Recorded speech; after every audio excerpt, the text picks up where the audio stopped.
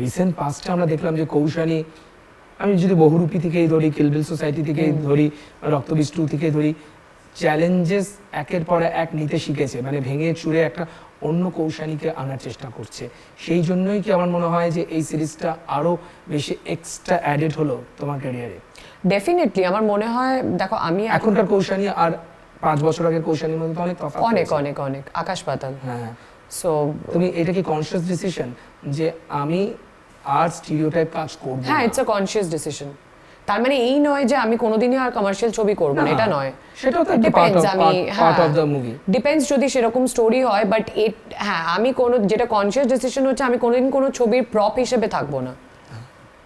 আমাকে যদি তোমায় নেবার কথা তুমি ভাবো, তাহলে ডেফিনেটলি সেখানে যেন আমার কিছু করার থাকে, প্রমাণ করার থাকে, তবেই আমি হ্যাঁ বলবো। মানে এইটা না যে হিরোর কাঁধের ওপর ছবিটা চলে গেল আর আমি শুধু দুটো গানে রইলাম।